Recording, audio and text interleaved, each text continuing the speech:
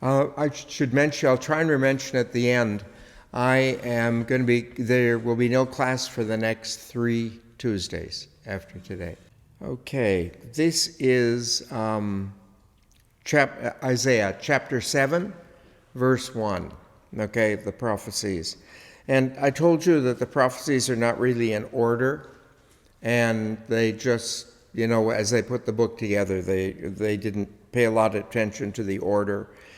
And I mentioned to you that while it's all attributed to Isaiah, Isaiah would have had to live 300 years to cover the thing. So that, it didn't quite go according to his life, but some of the things were according to his followers and stuff like that. So anyway, let's begin with a short prayer. Father, we pray your blessings for the people of Haiti, for the people of Afghanistan, and for people throughout the world that may be inspired to help those in need around them. We ask your blessing on them and your guidance in their work. We pray to the Lord. Okay, now, in the reign of Ahaz, the son of Jotham, son of Uzziah, king of Judah, Razon, king of Aram. Incidentally, Aram is Armenia, okay? Advanced on Jerusalem with Pekah, son of Remaliah, king of Israel, to attack it. But he was unable to win a victory over it. So what you see after, I think you know that after the death of David, when Solomon was king, Solomon, his son that he trained to be king, his son thought that a lot of what Solomon did was a little much. And now remember, during Solomon's reign, the temple was built and stuff like this. So there were periods where the Jews, like if you were a Jew in Israel then, you had to give to the government a certain percentage of money, a la taxes. But I think everyone had to put in 2 months of work as well. And then you'd go to Jerusalem and actually work on the temple for that 2 months.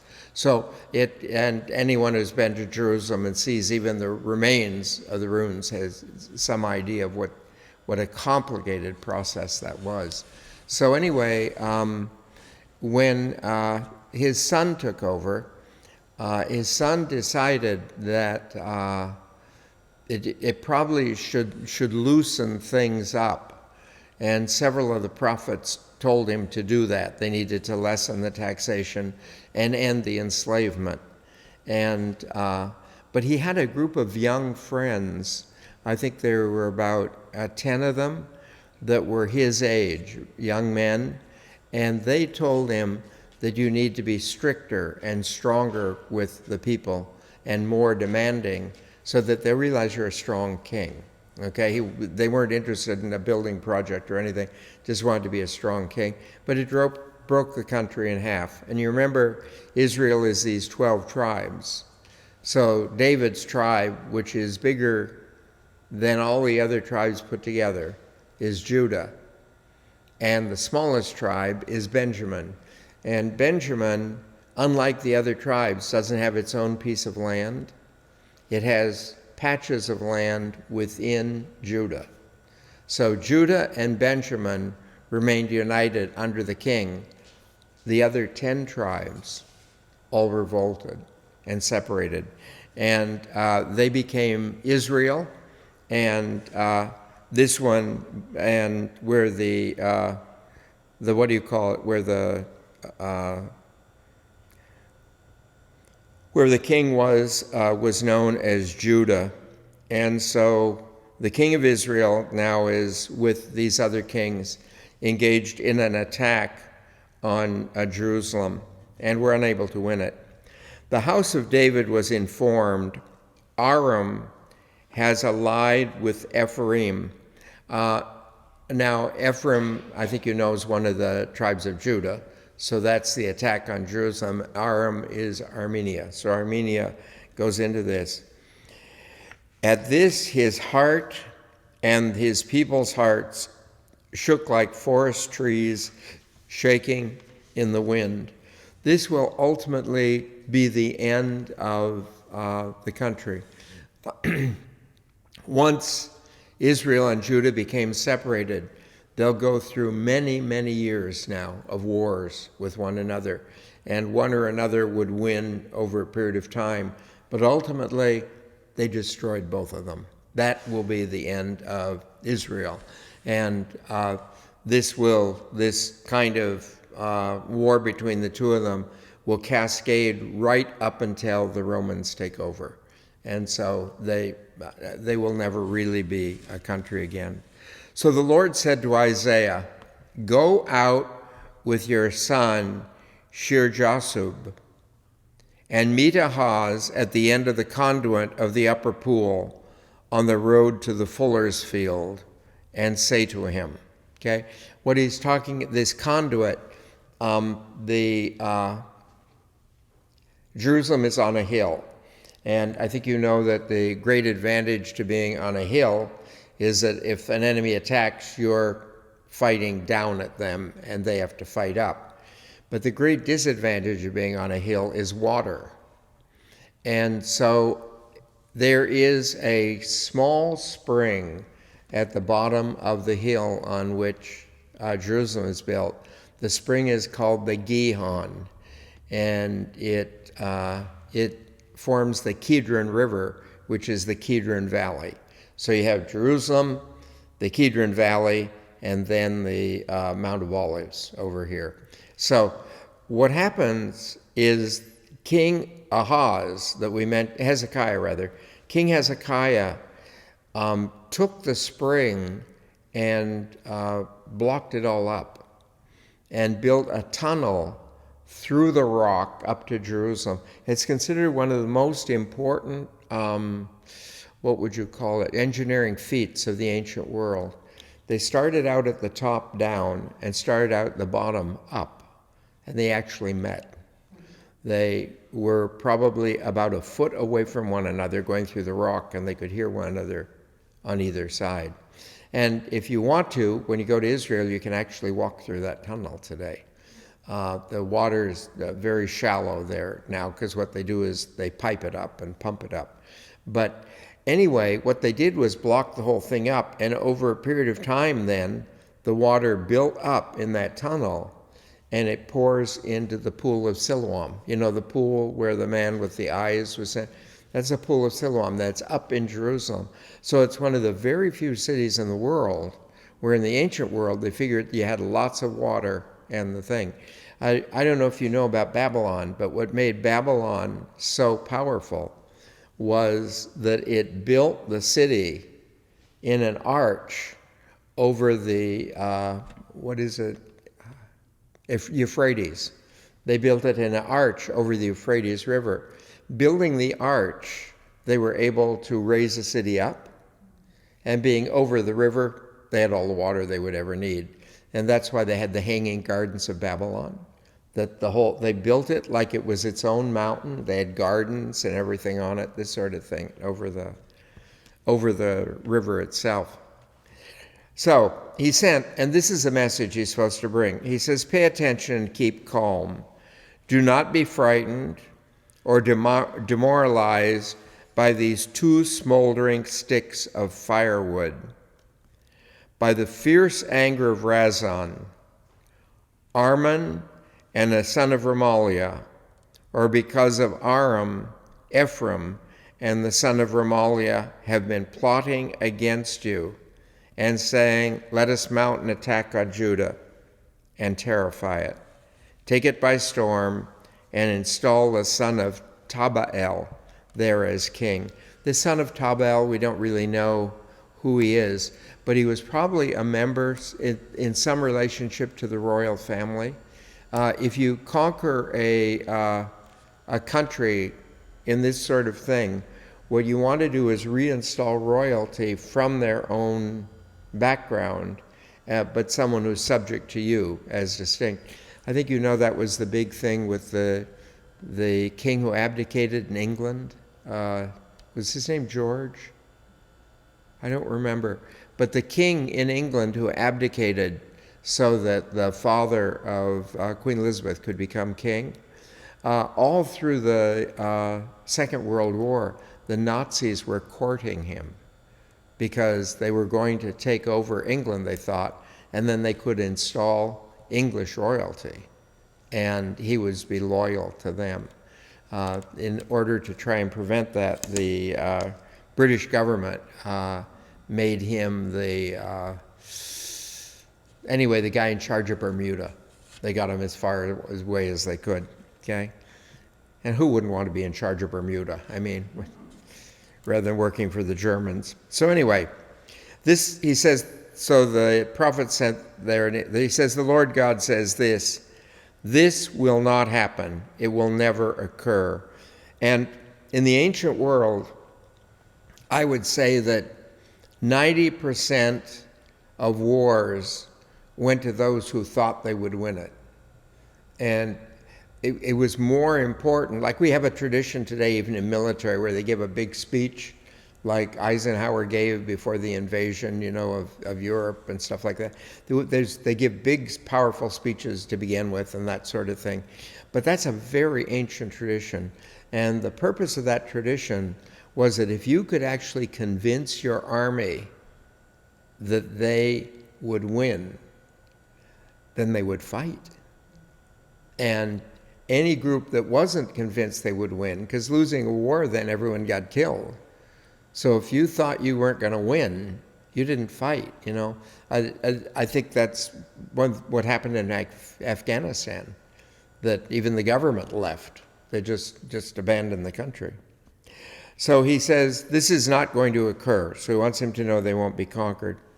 He says, for the head of Aram is Damascus, and the head of Damascus is Rezin. Another 65 years, and Ephraim will cease to be a people. Okay? So he says this one, Ephraim, he says, in 65 years, they will actually cease to be a people. And have you ever heard of the lost tribes of Israel? That's one of them. It disappeared. Okay? It just absolutely disappeared. The head of Ephraim is Samaria, and the head of Samaria is the son of Remaliah. If you will not take your stand firm in faith, you will not stand at all, which is a true thing. He says, now I've told you that their countries are going to ultimately be destroyed. So I want you to understand that. But if you're willing to accept that, then you can stand firm and you'll be victorious, okay? So then Isaiah spoke again. The Lord spoke to Ahaz again, speaking to the king, and said, ask the Lord your God for a sign, either in the depths of Sheol or the heights above. So he says, you need to ask God for a sign, and the sign will be the proof that the message you have is true. You need to know that this is consistent in the Scriptures. In the Scriptures, there always has to be a sign, let's say a message, and then a discernment. And I think you know that we have a lot of crazy people who maintain God tells them everything as to what they're supposed to do and stuff like that. And very often, the ones who go berserk, I'll take Jim Jones, the ones who go berserk have no discernment, that you really need the second. I'll give you an example in the Virgin Mary. The Virgin Mary, Angel Gabriel appears, you will conceive and bear a son. But then the angel says, so that you know this is true, go see your cousin Elizabeth, because she's an elderly woman, and I'm telling you right now she's pregnant. And then she goes to see Elizabeth to confirm it. But no matter how the message comes, and one time in Scriptures, Paul will say, be very careful of Satan, because he can appear as an angel of light. Okay? So how do you know? There's always the discernment. And very often God gives you the discernment. But here, he wasn't going to give him one. He says, you pick it. You name anything. Ahaz said, I will not ask. I will not put the Lord to the test. And then he said, so then the prophet answers, but he says, I'm not going to ask, I'm not going to put God to the test. And basically he's saying, I'm not sure God will do it. And I don't want to ask for something and then have it not happen, because that will release the people. That will release the people to, flee the city and be gone. So he said, what I'm going to do is just not put God to the test. And the response of the prophet, that angers God. He says, listen now, house of David, not satisfied with human patience, will you try my God's patience as well? So you're trying the patience of God. He says, the Lord God will give you a sign in any case. And this is the sign. You'll remember this is one of the prophecies we use with regards to Jesus. The sign, look, the virgin is with child and will give birth to a son whom she will call Emmanuel. Okay? So what God says is the sign will be the virgin. I want you to know that the word as this appears in the Hebrew, remember this was Hebrew, the Bible, is not virgin but young woman. He says a young woman will bear a child. And now you think about it, and when you think about it, the fact that a young woman gets pregnant and has a child is hardly a sign of anything. Young women are getting pregnant and having children all the time. So that's not a sign of anything. But at the time this text was written, Hezekiah had several wives, and for many years had had no son, no child. And so it was regarded that he could not produce a child. So the fact that one of his wives did become pregnant and produce a child, in fact, was a sign. Later, when the texts were translated into Greek, someone reading it said just what I said. What kind of a sign is that? They probably mean virgin. And I want you to know, in Hebrew, the word for young woman can mean virgin. It doesn't have to. But when they translated it virgin. So that we have it from the Greek. The virgin will conceive and bear a child. Okay? And she will call him Emmanuel. The word El in Hebrew is actually the number 1. And whenever we give God, when we decide to call on God in English, in Hebrew, we always use El, and we connect it to an adjective. So, like, I think you know the dog's name Shaddai. And Shaddai is the Hebrew word for magnificent. But what the Hebrews call God is El Shaddai. The magnificent one is God. Okay? Ohim means to be high on a mountain. Okay? Elohim, the one who's high on the mountain, is God. So they call God by the name Elohim. Well, Emmanuel, the Aman, means to be among us. And Emmanuel is the one among us. As soon as you add the El to the thing, it becomes what we speak of God. And I'd like you to know that's very different. When God speaks to us, he actually gives his name. He says Yahweh. There's no El there at all. But when we construct a name for God, we always take an adjective and make him unique with it. Okay? And that's why, like the dog's name, they think means magnificent, but as soon as they started using it with regards to God, they lost the original meaning. They know it's something good. It has to do with power and importance and stuff like that, but they're no longer sure what it is. The reason why that happens in Israel is that in the ancient Israel, there were no vowels in the words. So if they go a long period of time not using a word, then it's hard to figure out what it was. Now, if they're speaking it, they can do it. An example is all of us, we speak English, and we speak it very well, which allows us to read license plates. where you have just a few words, few letters from some word, we can make out a license plate. Sometimes you can have 5 letters and make out a whole sentence, and that's because we know the language. But someone who's coming in and learning English would never be able to figure out those things. And so a lot of this stuff has been lost historically. So, and then they say, on curds and honey will he feed until he knows how to refuse the bad and choose the good. Now, this refuse the bad and choose the good has to do with a child developing a conscience, okay? So this child will feed on curds and honey. And curds and honey was a rather common food at the time. It's kind of, in the Mideast, probably one of the most common desserts is to take curds. I think are basically cottage cheese. Take cottage cheese, you add honey to it, and rose water. And they add a little rose water to it and mix it. It's really very, very good. And they use it as a dessert. But remember, that's a prophecy of the Holy Land, milk and honey. That's the prophecy. So anyway, he says, until he knows he will be raised this way as a child, before the child knows how to refuse the bad and choose the good. Okay? So he'll be right there. He says, the land of those two kings who are frightening you will be deserted.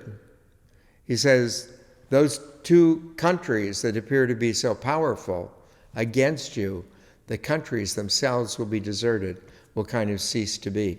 Now, this didn't happen this time, but I'll give you an example of it in Israel one time.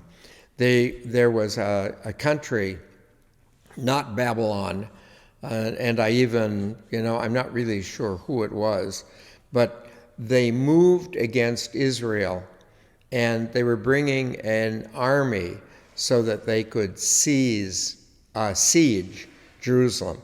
And they put the army and they circled Jerusalem. And so the people in Jerusalem were terrified because you couldn't get food in or anything like that. So they were terrified at what would happen. And they got up one morning and everyone was dead. And those who weren't dead were gone. And what we speculate on today, I think you know that probably one of the most dangerous diseases in the world is flu.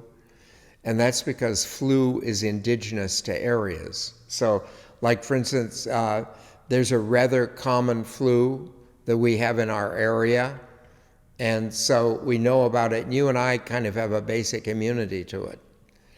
But what we don't have immunity to is other flus that come in, the Asian flu, the Spanish flu, COVID. We don't have those immunities, and they're extremely dangerous. In the Native Americans, we always count how long you've lived by winters. So they don't say you're 12 years old, 12 winters. And the reason is, if winter has ended, you've got another year. That's because everyone among the Native Americans, if you weren't killed, died of flu. That you had to be elderly and weakened, but at that point, the flu would get you. It was the indigenous flu that went around. And if you know the guy who discovered California, Cabrillo died of the flu. They stopped with the Indians, I think around Santa Barbara or the Santa Barbara Islands. And they had a fight with them, and they won the fight with the Indians. But as they left, Cabrillo came down with the indigenous flu. So he died ultimately on the ship. So he says, the Lord will bring times for you, your people, and your ancestral house, such as have not been since Ephraim broke away from Judah and the king of Assyria. Okay? So he says, God is going to bring good times for you, as good as they were before the separation of the two sides. And that's what's going to happen. And what he does now in talking about this, and this is why we see these prophecies put to different kinds of meanings, because having given this prophecy, then he talks about the impact of a war And this impact of a war is very apocalyptic. It looks to end times, okay? But he says, when that day comes, and when it refers to the day or something, they're normally talking about what we call in the Bible the day of the Lord. And it's what we in Christianity would call the end of the world, final judgment, okay, the day of the Lord. So when that day comes, the Lord will whistle up mosquitoes from the banks of the streams of Egypt and bees from the land of Assyria, and they will come and settle on the streams in the gullies. And so what he's using is mosquitoes and bees for the simple reason that, number one, you can hear them, and number two, they're swarming. Both of them are swarming things that come. So he says that when that day comes, he says, then these will come. And from the banks of the streams of Egypt, that means armies from Egypt and armies from Assyria. And Jerusalem will several times fall to, and Assyria, I think you know, is Syria, but several times it will fall to Syria over a period of time. And Israel, you know, borders Egypt. And so very often the Egyptians made strong incursions into Israel. In fact, one of the larger cities in northern Israel is called Ptolemy. And Ptolemy was Cleopatra's last name. That's the name of the last dynasty in Egypt, the Ptolemies. And so that it shows how high the Egyptians were at times in Egypt. So he says, and they'll settle in your area. He says, they will all come and settle in the streams, in the gullies, in the holes, in the rocks, on all the thorn bushes and the water points. The day of the Lord will shave with a razor hired from the other side of the river, with the king of Assyria, the head and the hair of the feet, and take off the beard too. One of the things they used to do to humiliate men was the idea of shaving them. Sometimes you'll see that in Scripture that they shave half their beard because they need to shave off the other half just to practically look human. But then they've lost the sign of their manhood. I'm trying to think of a country where this is true now. And if I remember, I think Turkey is the land where every man has a mustache. That's a big thing in Turkey. That the hair on the face was very strong sign of manhood. They would also sometimes shave their heads, okay? But shaving was a way of humiliating people. In the Roman Empire, at one point, for many, many years, all slaves had to have their heads shaved. They would keep the heads of the slaves shaved. They stopped that probably around the year maybe about 500 AD. And the reason they stopped it was there were more slaves than free people in Rome, and they didn't want the slaves to realize how many slaves there were. So they stopped that. But a legacy of that in the Roman Catholic Church is that there's steps in order to become a priest. The very first step is called tonsure, and you go into the bishop, and the bishop symbolically cuts hair off the top of your head, and it represents your head being shaved as a slave of the church. And it's just seen as a symbolic thing. But that comes from the Roman custom. So this idea of the shaving refers to the fact of humiliating and enslaving the people. When that day comes, each person will raise one young cow and 2 sheep. And because of the abundance of milk, they will feed on curds. Okay? So interestingly, when that day comes, because they'll have been conquered, there'll be peace. So they're conquered and enslaved, but in fact, there's no war going on. So they can raise the animals. I'd also like you to notice the idea of 1 cow and 2 sheep, that they must be producing a lot to provide for a family. 1 cow and 2 sheep to provide for the family. And they used to, in the ancient world, sheep and goats were milked just like cattle. And so the milk would be mixed, the different kinds of milk.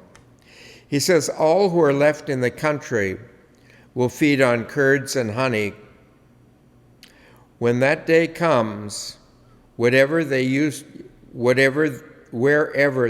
to be 1,000 vines worth 1,000 pieces of silver, all will be brambles and thorn bushes, to be ventured into only with arrows and bow.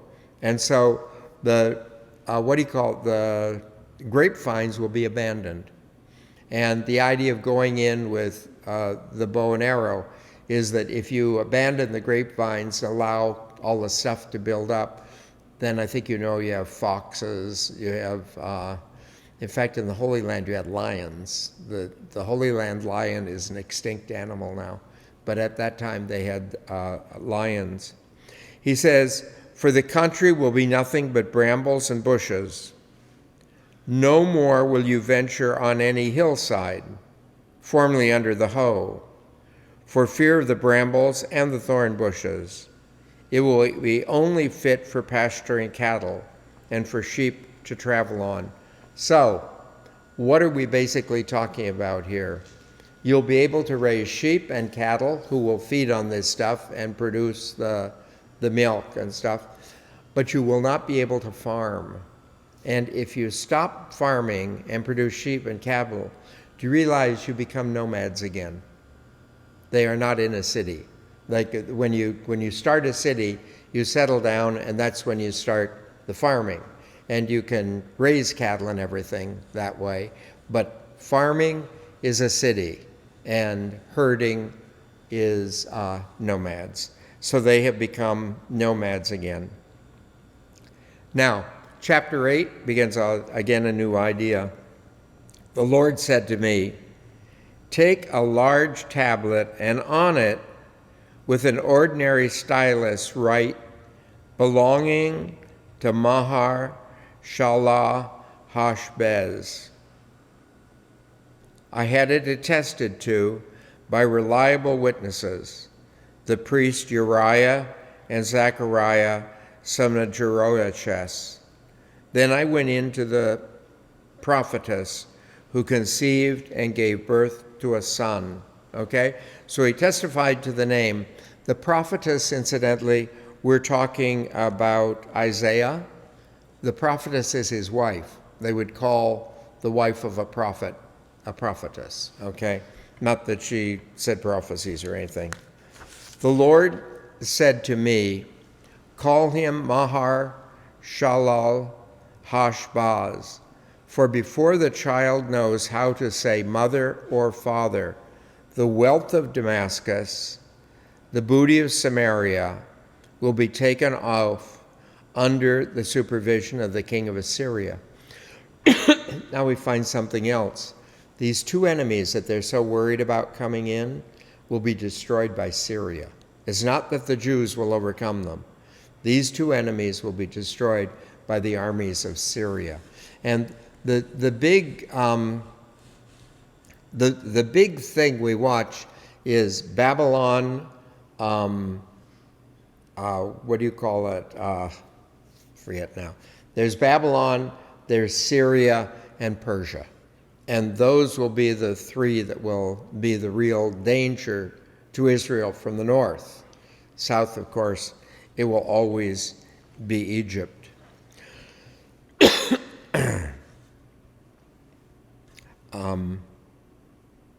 Okay, the Lord said to me again, since the people has rejected the waters of Shiloh, which flow smoothly, and has trembled before Razin and the son of Remaliah. Now against it the Lord will bring the mighty swelling of the river, the king of Assyria, and all his glory. Okay? He says, the people has rejected the waters of Shiloh. Shiloh is a form of shalom, so Shiloh is peace. The people have rejected the waters of peace. What's that going on? Isaiah brought the message that God promised the deliverance of Israel so they could be at peace and just know that somehow God was going to take care of it. But they rejected that. They did not accept or realize the promise of God.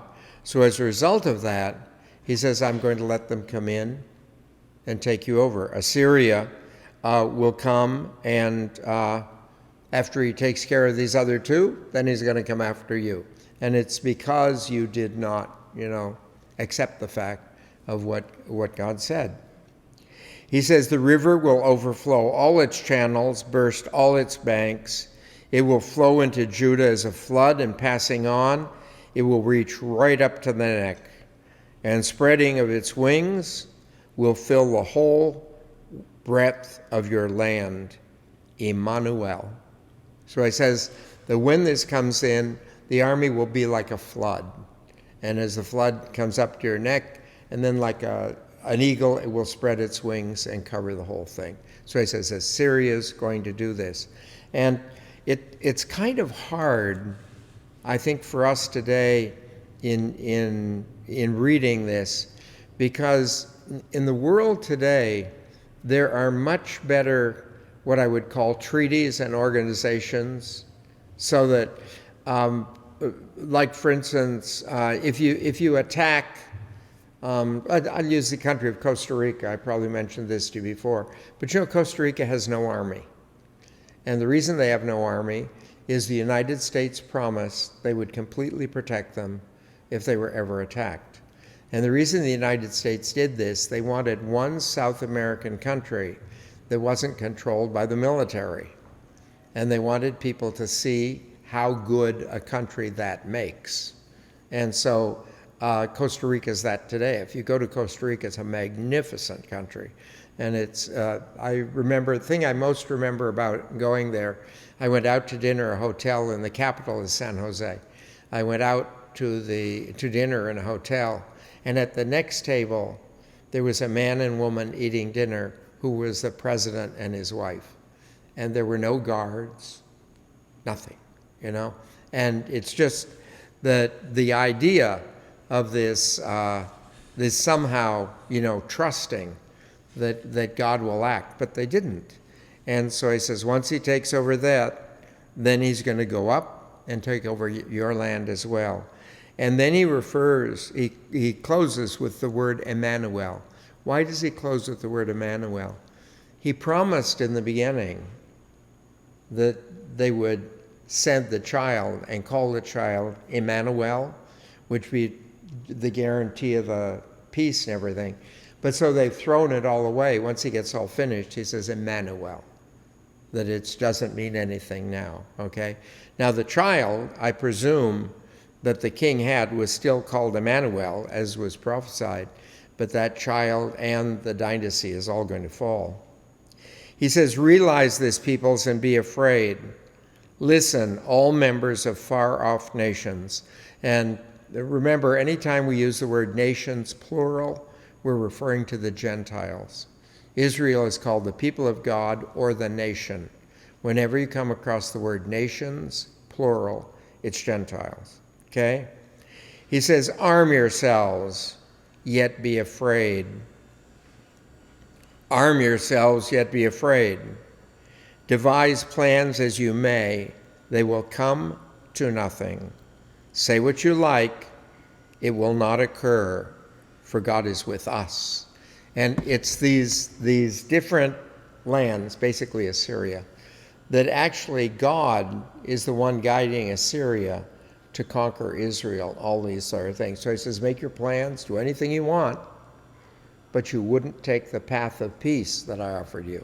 Not taking that, you're going to fall. We go on now to an attack basically on Jerusalem. He says, "For this is how the Lord spoke to me when his hand seized hold of me, and he turned me aside from following the path of this people, saying," okay? So what God does now is intervene to Isaiah and tell Isaiah, this is what's going to happen to the people. The people are going to make all these plans and all this sort of thing. I would have delivered them. They stood in peace. But he says, you must separate from this. He says, allow them to do that, but don't become involved or anything. Now, why would God even say that? Because Isaiah, as a prophet who spoke for God, was the principal voice for God in Israel. And they would never make big decisions without consulting him. But oftentimes in their history, God would have the prophet be silenced or have the prophet flee and hide or something like that. And so he says, do not call conspiracy whatever this people calls conspiracy. Do not dread what they dread. Have no fear of that. Okay? And one of the things we find that is very strong in psychology as well as in Scripture, people do not make good decisions when their decisions are based on fear. If people are afraid, the decisions they make are like panic decisions. They need to come away. And so what God is saying, he says, there's this conspiracy going on against Israel. He says, they call it a conspiracy. You don't call it a conspiracy. They're in dread and terror of what's coming. He says, you do not be in dread and terror. And what he's calling the prophet to is the path of peace that the people have refused. He says, you take this path. You stand in peace. Don't be afraid of the organization. Don't be afraid of what's coming.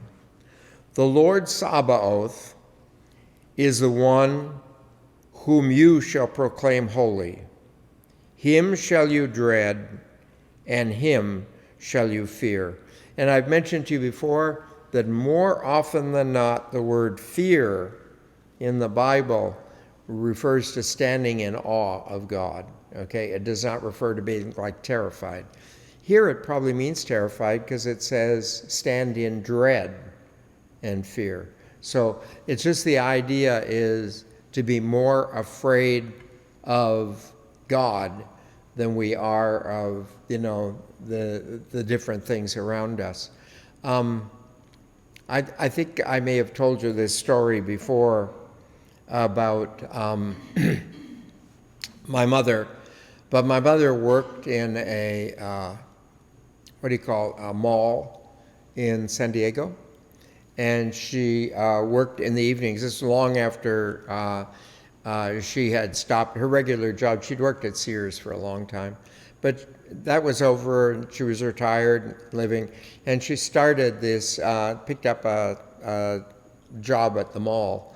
And one of the things at the mall is that when you work there, they ask you to park at a distance, not close to the thing where it's where they want the shoppers. So she used to park out there, and at the end of a work one evening, she went out to her car, got into her car, and realized she was nearly out of gas. So she went to a gas station. This will date the story right now. But the man came out to put gas in the car, okay? So he comes out, puts gas in the car. When he gets all finished, he tells her the thing. My mother's a paranoid person.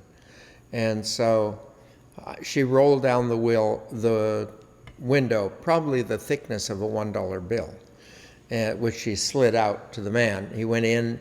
He came back and told her the bill was counterfeit. He says, you have to come in and fill out some papers. And she says, no. She says, give me back, I'll give you another one. He says, I can't give this back to you. And you have to come and fill the papers. I have no idea how the man convinced her to get out of the car and go into the station. That's not the way she thinks or acts or anything. As soon as they got into the station, he slammed the door to the station and said, call the police. There's a man on the floor in the back seat of your car. But you see in the way that's put together, her fear of the attendant could have killed her. But she wasn't, you know.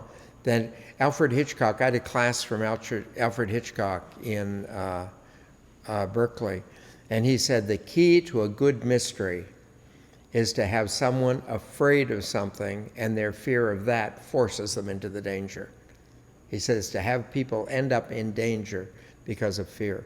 And that, I think that's a very true thing in human life. People end up in all kinds of problems.